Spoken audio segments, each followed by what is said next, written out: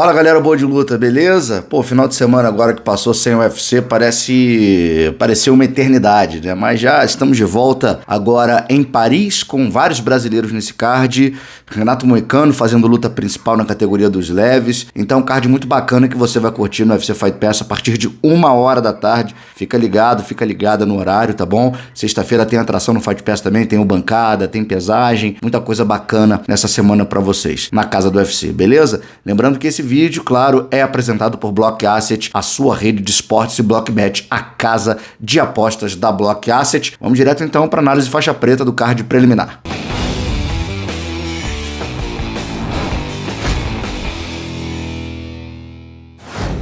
Ó, na primeira luta, categoria peso galo entre as mulheres, a gente vai ter a Jacqueline Cavalcante contra a Nora Cornolle. Nora Cornolle é a primeira representante francesa dessa noite lá em Paris. É uma atleta que é muito experimentada no kickboxing, muito experiente. Já vem para mais uma luta na organização. Gostei da Nora Cornolle na última apresentação que fez. Melhorou na grade, na luta agarrada. Não tomou conhecimento da adversária, venceu. Agora, pega uma Jacqueline Cavalcante que tá bem demais, né? Brasileira aqui de São Paulo, naturalizada portuguesa. Também do kickboxing, já venceu a Nora Cornolle num evento francês chamado FFA Challenge, e eu acho que a Jacqueline é uma lutadora que tem mais armas, né, para vencer, bastante longilínea, tem um kickboxing fino ali, venceu a Josiane Nunes agora, há pouco tempo atrás, está substituindo a Germaine de Randamie nessa luta, e estão pegando duas lutas ali em curto espaço de tempo, mas eu sou mais a Jaque para essa luta contra a Nora Cornolle. Vamos ver aqui como é que tá na Blockbet as odds. Olha, é favorita a Jacqueline Cavalcante,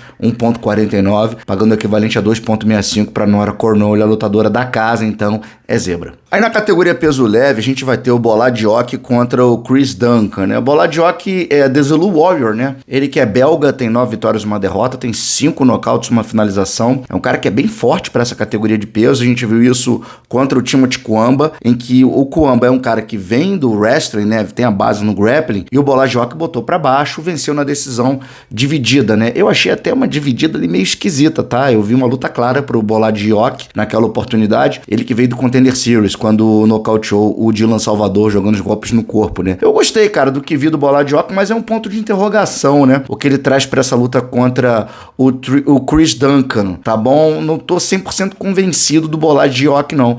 Agora, contra o Duncan, ele vai ter uma luta que ele vai ter que se desdobrar, vai ter que mostrar, porque o Duncan é aquele cara que é conhecido como The Problem, né, o problema. Ele tá sempre na cara do adversário, sempre chegando junto, é um cara que é da American Top Team, né, de uma excelente escola, são 11 vitórias e 2 derrotas, 7 nocautes, na mais recente ele perdeu pro Manuel Torres, ele foi finalizado, e esse eu acho que, pelo menos naquela luta ali, eu vi um calcanhar de Aquiles do Duncan, que o Manuel Torres botou pra baixo até com certa facilidade. Se o Boladiok trouxe aquele jogo de grappling que trouxe contra o Cuamba, e se o Duncan vier com a defesa de quedas que ele trouxe contra o Manuel Torres, a gente pode ter o Boladiok vencendo por dominância ali, até numa luta mais longa. Mas assim, repito, cara, é um ponto de interrogação o Boladiok. Eu vejo o Duncan um cara que tem mais... Já mostrou um pouco mais, né? Fez 3 rounds contra o Yanal Ashmus, que é um cara que é difícil de lutar, um cara que tem a mão pesada. Venceu também o Omar Morales, tá? Eu daria até um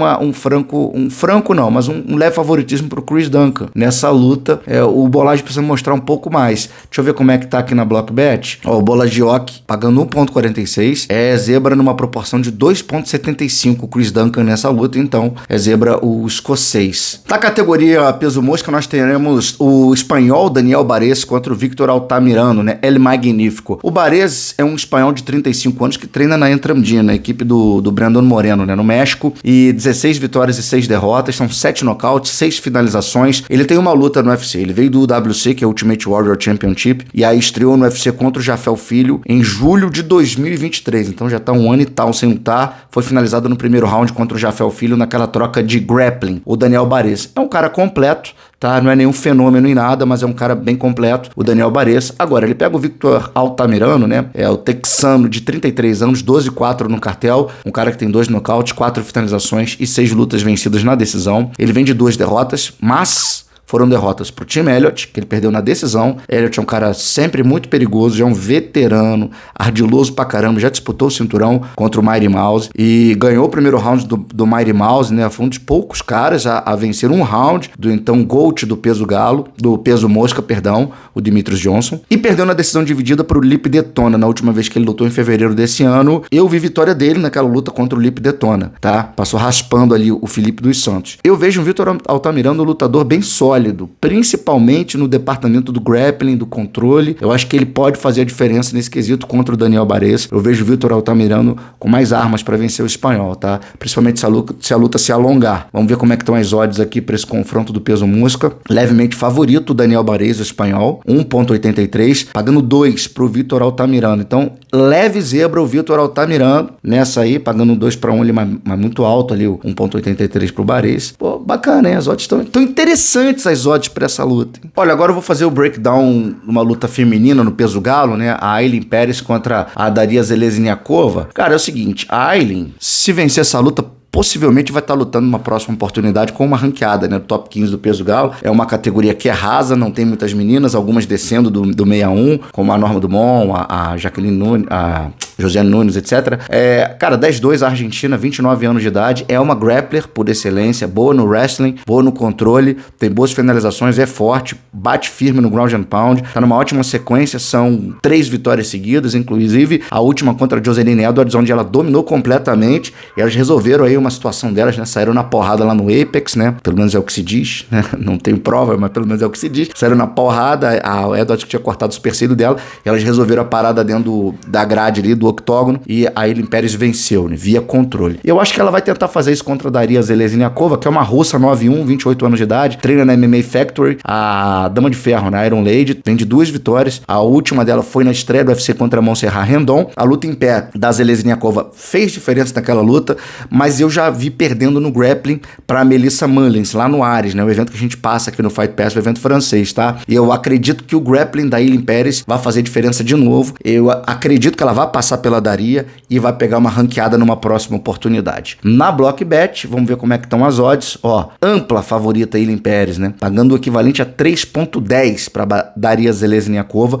1.37 para a Argentina. Bom, aí a gente vai pro 93, né? Pros meio pesados. A gente tem o Omar Sy contra o Dawoon Jung, né? O Seda. Cara, o Omar Sy 10-0, né? Francês, é um lutador local, um dos nomes mais aguardados desse card. Ele estreou no UFC em 2024, pegou o Tuco Tocos, né? O George Tocos, finalizou no neck crank, né? O face crank, né? Por assim dizer. É bom, cara. Ele é bom, o Omar Sy é bom, mas ele tem só 28 anos de idade, tá, galera? Só fez uma luta no UFC. É um cara que veio com hype grande, lutou o KSW, lutou o Octagon, ou seja, lutou eventos, o Eagle Fights Championship, que é o evento do Khabib, lutou em eventos que, assim, com certo peso, o Ares. Então, eu iria com um pouco de calma com o Omar Sy. O hype tá grande em cima dele, mas eu iria com um pouquinho de cautela. Só que dessa vez ele vai pegar o Dawoon Jung, né? Que, assim, tem 15-5 no cartel, 11 nocautes, né? Da Korean Top Team. São 3 derrotas seguidas, tá? Ele foi nocauteado pelo Dustin Jacoby no primeiro round. Ele perdeu numa decisão pro Devin Clark e foi finalizado pelo Carlos Ulberg no terceiro round. Ele tem até uma defesa de quedas razoável, mas quando ele perdeu, né, agora contra o Devin e contra o Carlos, foram caras que conseguiram derrubá-lo, tá? Eu vejo uma vitória do Omar Sy. Acho que ele vai ser favorito nesse confronto. Não diria nem que assim,